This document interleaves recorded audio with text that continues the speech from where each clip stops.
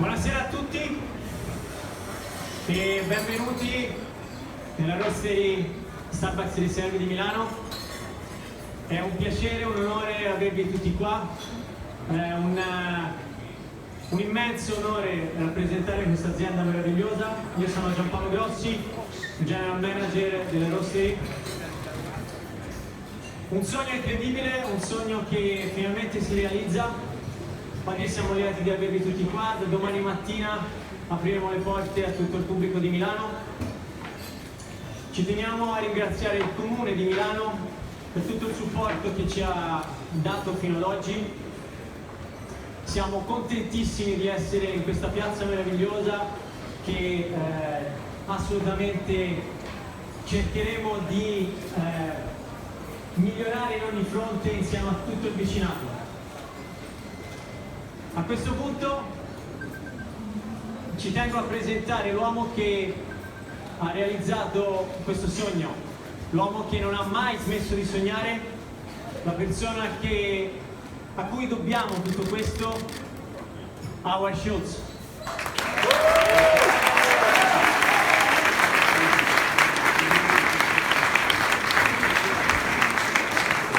Thank you very much. Buonasera. I'm really sorry about the rain, but this is what we are accustomed to in Seattle, Washington.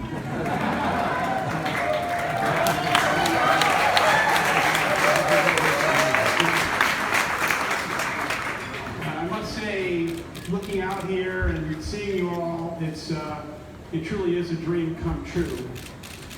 But to get to this place took a lot of effort and an extraordinary level of support from the city of Milan, the municipality, and especially Mayor's Hall. Thank you, sir. Thank you very much. Thank you. There's a few other people I'd like to acknowledge, and then I'd like to just share with you my heartwarming thoughts. First off, we had an extraordinary, spectacular plan for you outside before you entered the roastery, which was going to be the performance of La Scala. And unfortunately, we're going to try and do something else, but please join me in thanking La Scala, even though you have not yet seen them perform.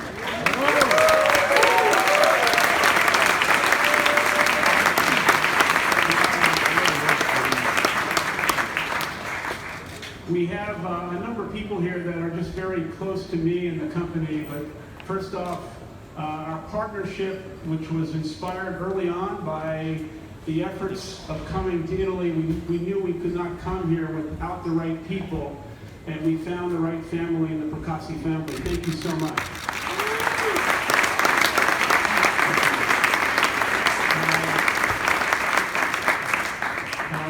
In that corner over there is the most extraordinary culinary food that I've ever tasted, and that's the genius of Rocco Princi.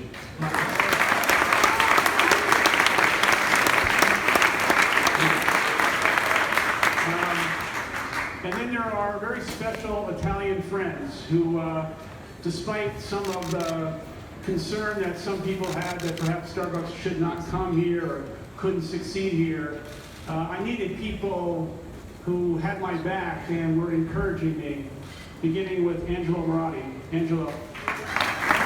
Thank you.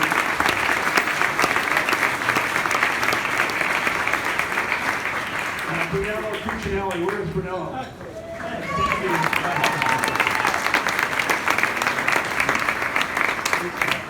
My old friend Fausto Bizzeri. I don't know where you are, Fausto. Thank you.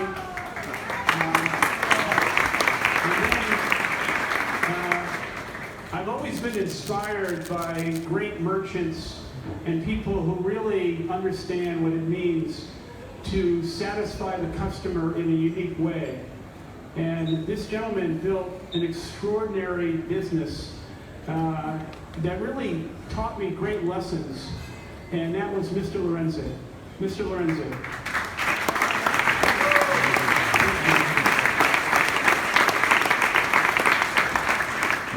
So, let me tell you a brief story that some of you have heard, and but let me tell it to you in my own words.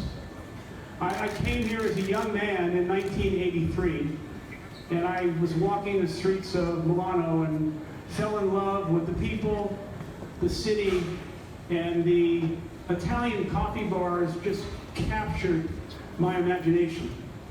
The sense of community, the passion for coffee, and the human connection.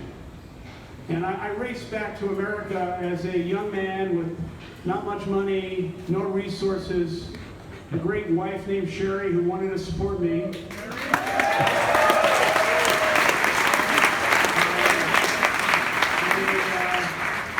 Really a youthful entrepreneurial dream, an American dream.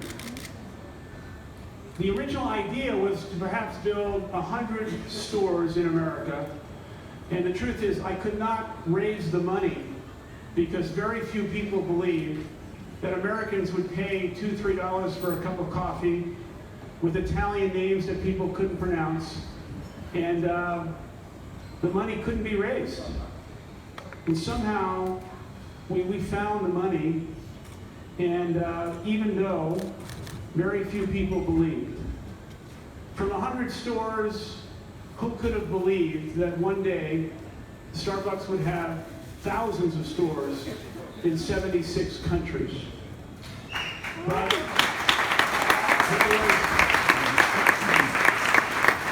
there was one missing link, and that was we had not yet come to Italy. Now the company that you have heard of and you've read about and perhaps you've visited stands for something more than just coffee. And that is, we've tried over the years to build a different kind of company. Not better than anyone else, but different.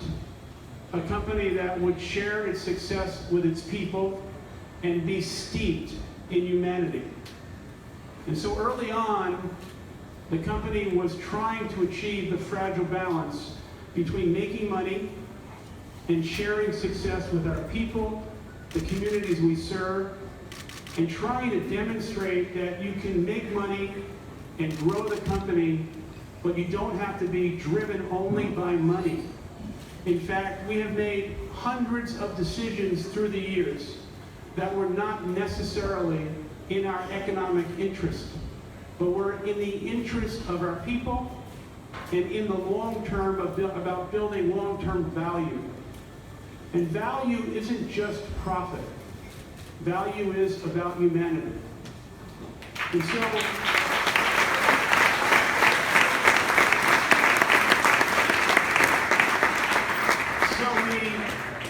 we finally made the decision a number of years ago to finally come to Italy. And I came here, I kind of snuck into Milan many, many times looking for the right piece of real estate, the right location. And I think I was frustrating and perhaps even making the Procassi family a little angry with me because I kept saying no. It's not the right building, not the right location. In fact, we looked at a location right across the street, the old bank. And it wasn't right. The ceilings were too low. And we turned around, and this extraordinary building was just staring at us. It was almost like an angel had touched my shoulder. I said, that is the building. And he said, the Procassi family and others said, you can't have that building. It's a government building. And I said, we have to chase that dream down. We have to figure out a way. So here we are, not only in this extraordinary historic building, but we've attempted, and this is really important, we have not come to Italy to teach the Italians anything about coffee. We have come here with humility, with respect, trying to convey to the Italian people, the Milanese people, our interpretation of coffee. And we wanted to create something that literally was inspired by Willy Wonka. Yeah. And that was to really take our customers on a magical carpet ride and surprise and delight them every day with people who are passionate about coffee, passionate about customer service, And as leaders and managers, what we're always trying to do is exceed the expectations of our people so that they can exceed the expectations of our customers.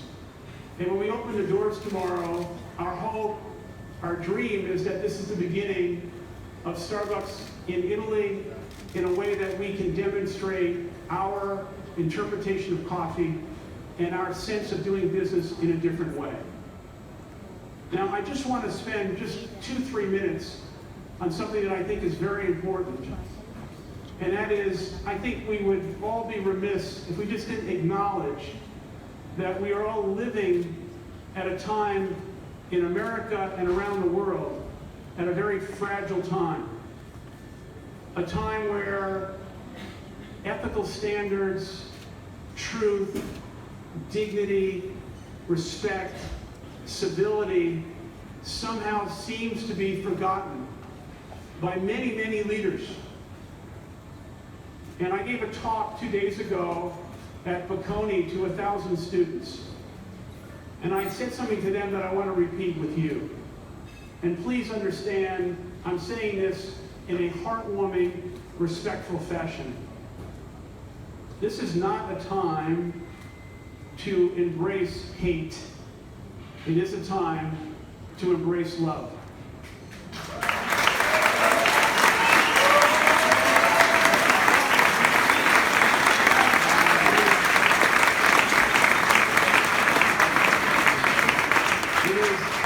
It is not a time to build walls. It is a time to build bridges.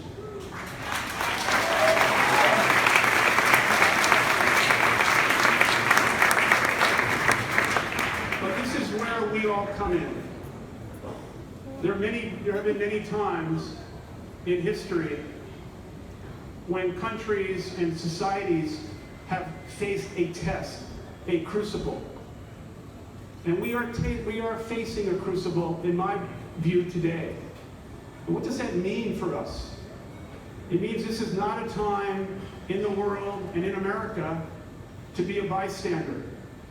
This is not a time to be indifferent. This is a time to be heard. This is a time for citizenship. This is a time for personal responsibility.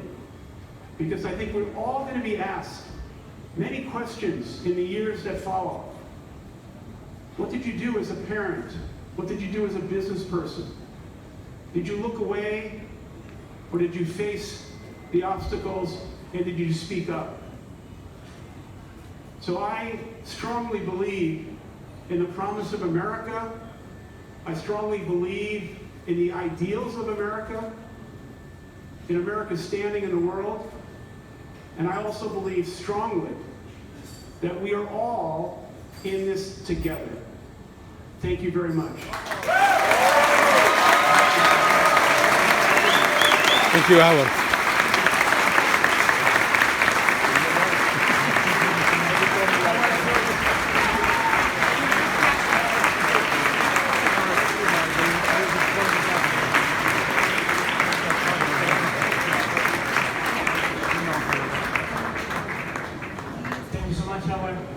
Thank you.